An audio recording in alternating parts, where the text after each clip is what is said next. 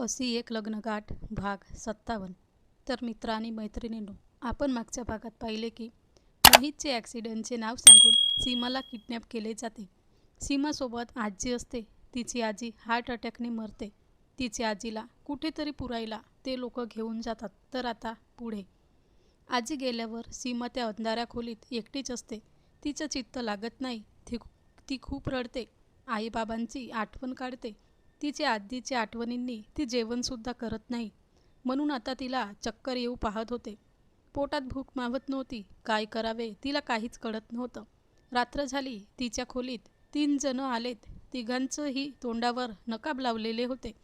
खोलीत पुरेसा उजेड नव्हता, म्हणून ते लोक पूर्ण ओळखले जात नव्हते. पण त्यांच्या कपड्यावरून आणि हालचालीवरून तिला हे कळून आले की त्या 2 व्यक्ती महिला होत्या. एकीच्या हातात जेवणाचं ताट होतं आणि दुसरीच्या हातात खूप साऱ्या वस्तू होत्या. फुलं, मेणबत्त्या, अत्तरच्या डब्या, असं भरपूर काही. आता तर सीमाला खूप भीती वाटू लागली. हे अजून नवीन काय आहे तिला काहीच कळत नव्हतं. त्या लोकांना ती बोलू लागली, कोण तुम्ही? सांगा ना मला. बाहेर काढा प्लीज. मला इथं का दाबून ठेवलं? कोण आहात तुम्ही? लोकांसोबत एक व्यक्ती होती. तो बोलू लागला, हे मुली, तू कालपासून काही खाल्लं नाही.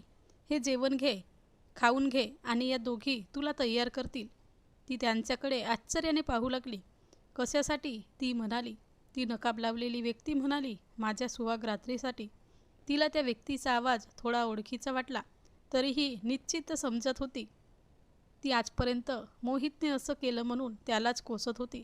पण तिला वाटलं, मोहितला मी माझं शरीर तर द्यायला तयारच होती. तो चोरून कशाला माझ्याशी असं वागेल? त्याला काय गरज? जे मी त्याच्या हवाली अगोदरच झाली असताना. उलट त्याने माझ्या तारुण्याचा, सौंदर्याचा अपमान केला. मला फेटाळून, माझे सुहागरात्रीचे स्वप्नभंग करून. मग ती एकदम उसळून त्याच्या अंगावर धावून आली आणि त्याला नकळत तिच्या तोंडावरचा नकाब ओढून घेतला. नकाब ओढल्यानंतर त्या व्यक्तीचा चेहरा पाहिल्याबरोबर ती अगदी थंडगार पडली. अरे नीच माणसा, तू? तिने त्याला एक शिवी हासडली. त्याने तिचे दोन्ही हात पकडून तिला त्या महिलांच्या अंगावर फेकले. घ्या ग, हिला खूप माज चढला आहे. तिचा माज उतरवायला मला 2 मिनिटंही नाही लागणार. माझ्या अंगावर परत परत धावून येतेस भर बाजारात आणि माझ्या मुलासमोर माझ्या गालावर थापट मारून माझा अपमान केलास. असंही माझ्या मुलाला तू नकोच होती, म्हणून तुला त्याने स्पर्शही केला नाही. पण काही दिवसापासून माझ्या अंगात तुझ्याविषयी आग संचारली आहे. ती आग मी पूर्ण करीन आज तुझ्यासोबत सुहागरात्र जागून. आणि माझ्या अपमानाचा बदला पण घेतला जाईल. नंतर देईन तुला एखाद्या वेश्याच्या वस्तीत विकून. बस मग तिथं आयुष्यभर तुझं शरीर विक्रय करत. माझ्या मुलाला माझ्याबद्दल सांगून माझ्या विरुद्ध भडकवत होतीस ना? भोग आता त्याचे परिणाम. तुलाच त्याच्या नजरेतून मी तुला पूर्ण उतरवून टाकेल.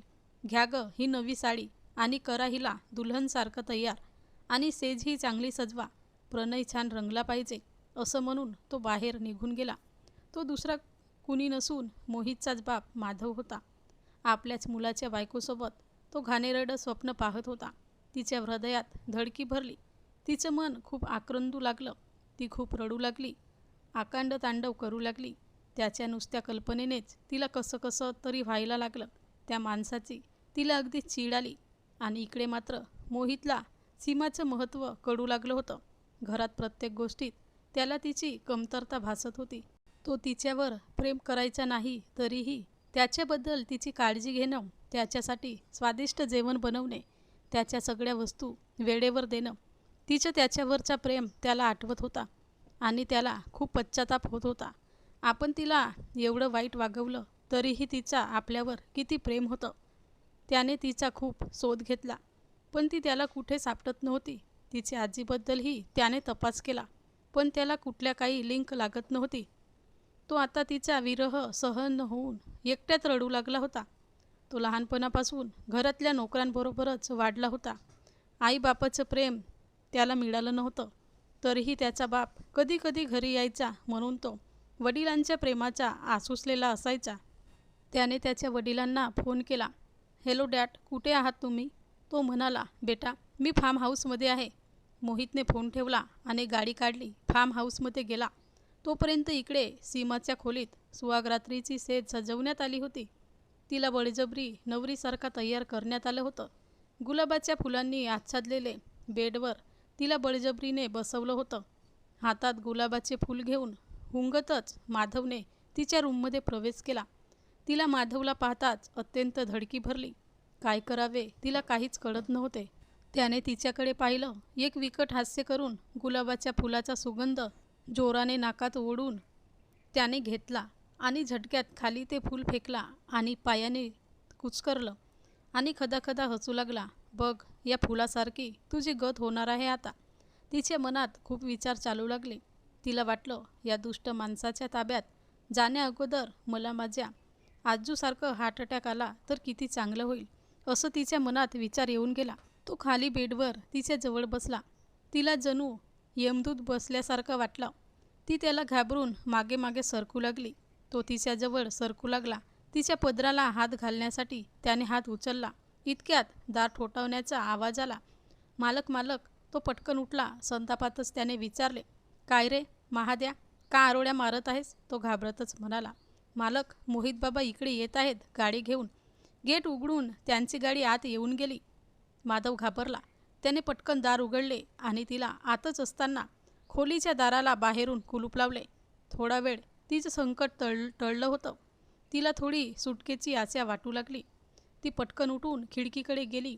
खिडकीला मजबूत काच लावली होती, न उघडणारी, आणि खिडकीची काच अशा पद्धतीने तयार केली होती की आतल्या लोकांना बाहेरचं ऐकू यायचं, मात्र आतल्या लोकांचं बाहेर काहीच ऐकू यायचं नाही.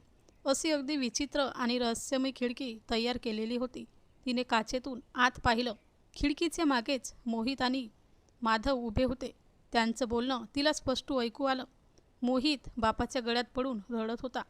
तिने मोहितला जीव तोडून आरोळी मारायचा प्रयत्न केला, पण मोहितचं तोंड खिडकीच्या विरुद्ध बाजूला होते आणि इकडे तोंड करून माधव उभा होता.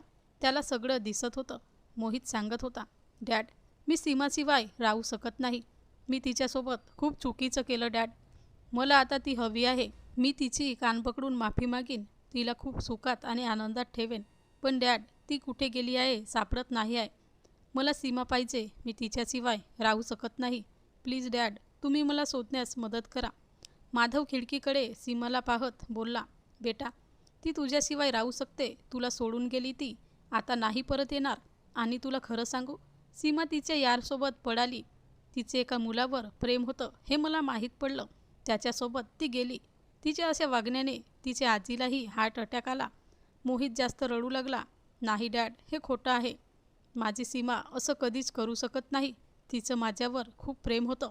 माधव म्हणाला, हो बेटा, होतं प्रेम. कदाचित नकली असेल प्रेम. प्रेमाचं नाटक केलं असेल तिने तुझ्याजवळ. पण मी सांगतो ते सत्य आहे. तिच्या आजीला हार्ट अटॅक आला. वाटल्यास तिच्या आजीच्या आजाराची ट्रीटमेंट करणाऱ्या डॉक्टरांना विचार. माधवने एवढं कॉन्फिडेंटली सांगितल्यामुळे मोहितचा विश्वास बसला आणि असंही त्याच्या बाबावर पूर्ण विश्वास होता.